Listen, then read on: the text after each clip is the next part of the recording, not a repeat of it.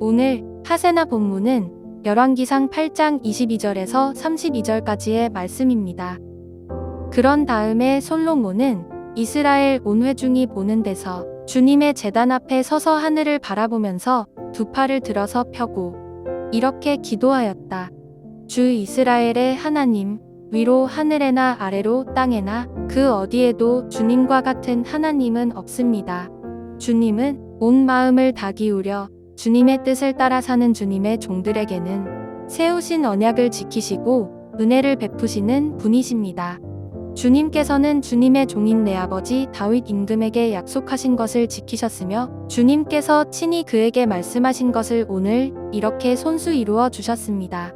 이제 주 이스라엘의 하나님 주님께서 주님의 종인 내 아버지 다윗 임금에게 말씀하시기를 내 자손이 저마다 길을 삼가서 내가 내 앞에서 살아온 것 같이 그렇게 살면 내 자손 가운데서 이스라엘의 왕위에 앉을 사람이 내 앞에서 끊어지지 않게 하겠다 하고 약속하신 것을 지켜주시기를 바랍니다. 그러므로 이제 이스라엘의 하나님, 주님의 종인 제 아버지 다윗 임금에게 약속하신 말씀을 주님께서 이루어 주시기를 빕니다. 그러나 하나님께서 땅 위에 계시기를 우리가 어찌 바라겠습니까? 저 하늘 위에 하늘이라도 주님을 모시기에 부족할 터인데 제가 지은 이 성전이야 더 말하여 무엇하겠습니까? 그러나 주 나의 하나님, 주님의 종이 드리는 기도와 간구를 돌아보시며 오늘 주님의 종이 주님 앞에서 부르짖으면서 드리는 이 기도를 들어주십시오.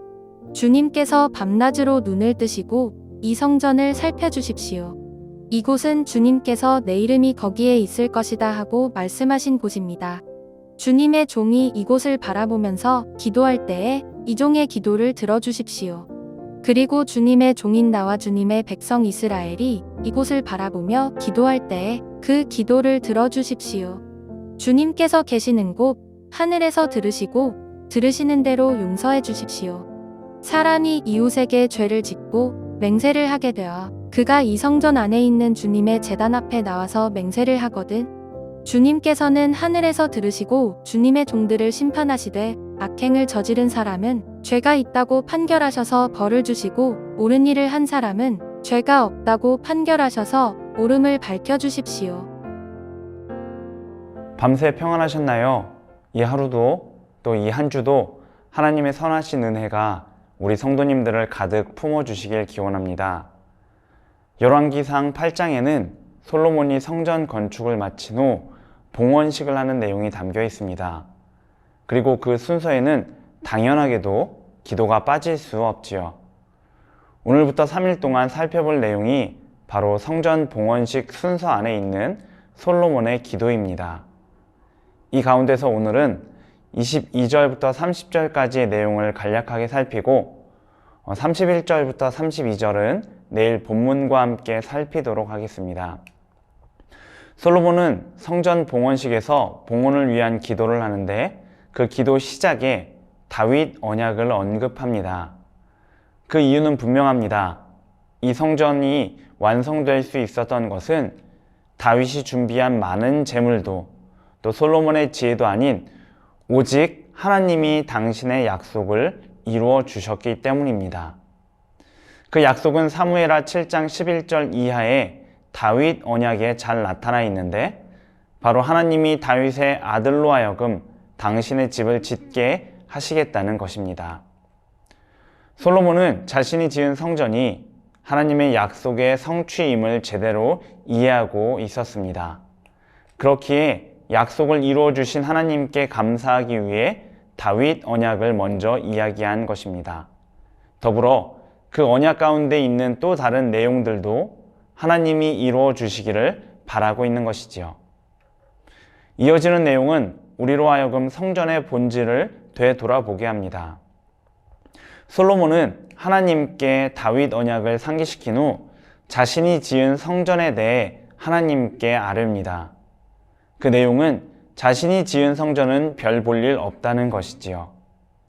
물론 솔로몬 성전은 정말 많은 자금과 장인들이 투입되어 화려하고 웅장하게 지어진 것은 맞습니다. 그럴지라도 이 성전은 땅에 있는 건물일 뿐이지요.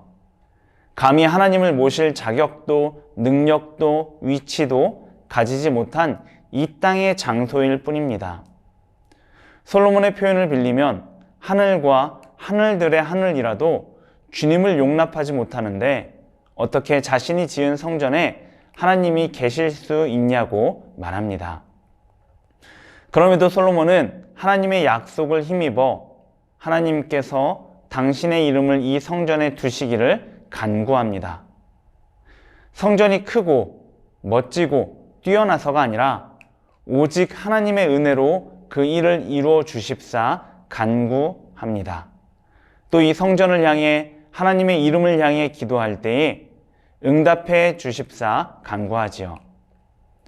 오늘 본문은 이런 내용으로 마무리되는데 이것을 통해 돌아봐야 할 모습이 있습니다. 그것은 오늘날 하나님의 성전된 우리 자신입니다. 바울은 고린도전서 3장 16절에서 이렇게 말하지요.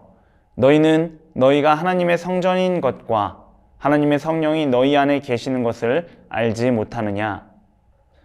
바울의 표현처럼 우리는 하나님의 성전입니다. 하나님이 거하시는 집이지요. 그러나 하나님이 우리를 당신의 집으로 삼아 주신 것은 전적인 은혜입니다. 하늘과 하늘들의 하늘이라도 하나님의 집이 될 수 없는데 온갖 악과 불의로 가득 찬 우리가 거룩하신 하나님이 거하시는 성전이 된다는 것은 불가능하지요. 그럼에도 하나님은 우리가 그저 예수님을 믿는다는 이유 하나만으로 우리를 당신의 성전 삼으시고 영원히 우리 안에 거하시고자 애쓰십니다. 우리 안에서 온갖 더럽고 부정하고 악하며 지저분한 것들을 보시지만 그럼에도 우리를 떠나지 않으시고 내주에 계시는 것입니다. 자, 그렇다면 우리는 하나님의 이런 모습에 어떻게 반응해야 할까요? 먼저는 우리를 향한 한없는 하나님의 사랑에 감사해야 할 것입니다. 그리고 그 은혜에 걸맞는 삶을 살아야겠지요. 부족하고 때론 넘어지더라도 할 수 있는 만큼 거룩하고 정결한 삶을 살고자 애써야 합니다. 또 우리의 안팎을 깨끗하게 함으로 조금이라도 더 하나님이 거하시기에 합당한 처소로 우리를 가꾸어 가야 합니다. 그때 하나님이 우리를 당신의 온전한 처소로 삼으시고 우리 안에 거하시길 기뻐하심으로 우리를 당신의 온전한 성전 삼아 주시고 우리 안에 영원히 거하실 것입니다. 이것을 잘 기억하시고 오늘 하루도 하나님이 우리 안에 거하시길 간절히 구하며 그에 합당한 삶을 삶으로 하나님의 온전한 성전이 되어가는 저와 여러분 되시기 바랍니다. 오늘의 하시조는 푸른 나눔 새꿈터 사역에 관심을 가지고 기도하는 것입니다. 또한 푸른 나눔 외국인 가정의 자녀들과 그리스도의 사랑으로 교제할 수 있는 분들은 함께 봉사에 참여해 보시죠. 오늘의 하시조 함께 하시죠.